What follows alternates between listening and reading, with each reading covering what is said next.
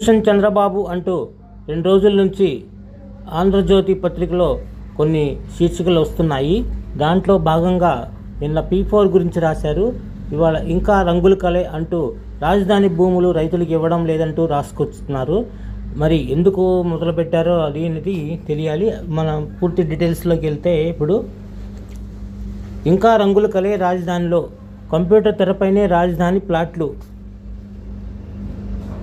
రాజధాని రైతులు తమ ప్లాట్లను చూసుకునేది CRDA వెబ్సైట్లో కంప్యూటర్ తెరపైనే మాత్రమే అని, ఈ చదరాలపై క్లిక్ చేస్తే ఆ ప్లాట్ ఎవరిది, ఎంత విస్తీర్ణం అనేది తెలుస్తాయి.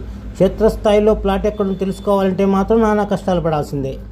2016 మే నెలలో అధికారులు చెప్పిన ప్రకారం రిటర్నబుల్ ప్లాట్లకు లేఅవుట్లు వేయాలి, లేఅవుట్లలో మట్టి పోసి లెవలింగ్ చేయాలి, సరిహద్దు రాళ్లు పాతి ఏ ప్లాట్ ఎవరితో ప్రత్యక్షంగా చూపించాలి, ఆ తరువాత విద్యుత్ సౌకర్యం కల్పించాలి, అంతర్గత రహదారులు నిర్మించాలి, నీటి వసతి కల్పించాలి, డ్రైనేజీలు ఏర్పాటు చేయాలి. ఇవన్నీ 2 ఏళ్లలోపే పూర్తి చేసి ఇస్తామని 2016 భూ సమీకరణ నేపథ్యంలో CRDA అధికారులు చెప్పారు.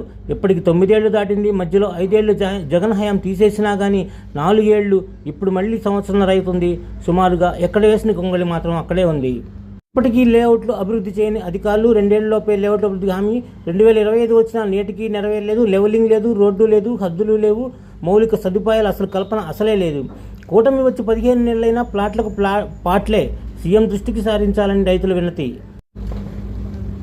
రాజధానికి భూములు ఇచ్చిన 69,700 రిటర్నబుల్ ప్లాట్స్ ఉండగా వాటిలో చాలా వరకు అప్పట్లోనే సరిహద్దు రాళ్లు పాతి వదిలేశారు. జగన్ హయాంలో ఆ రాళ్లు కూడా చెదిరిపోయాయి. రాజధాని రూపురేఖలు అంటే రాజధాని భూ సమీకరణకి ఇచ్చినటువంటి ప్లాట్ల యొక్క నిర్మాణం పూర్తి అయ్యాలి. రైతులకు 2016లో రిటర్నబుల్ ప్లాట్లు ఇచ్చేస్తాము, ఇళ్లు కట్టుకోవచ్చని CRDA చెప్పింది.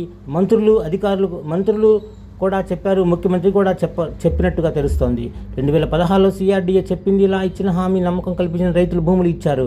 అధికారులు రైతుల నుంచి భూములు తీసుకోవడానికి అవసరమైన లాంఛనాలన్నీ పకడ్బందీగా పూర్తి చేశారు.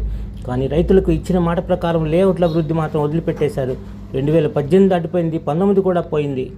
అయితే అప్పట్లో 3 ఏళ్లు ఉద్యమించని రైతులు జగన్ అధికారంలో ఉన్నప్పుడు మాత్రం ఉద్యమించారు. కూటమి ప్రభుత్వం వచ్చి 15 నెలలు గడుస్తున్నా ఇప్పటికీ అతిగతి లేదు. పైగా మళ్ళీ భూ సమీకరణ అంటున్నారు. ఇప్పటికీ రైతులతో సమావేశం ఏది సార్ అంటూ రాశారు. అధికారంలోకి వచ్చి వెంటనే రాజధాని రైతులు సమావేశం ఏర్పాటు చేస్తామని, సమస్యలన్నీ పరిష్కరిస్తామని శరవేగంగా అన్నారు.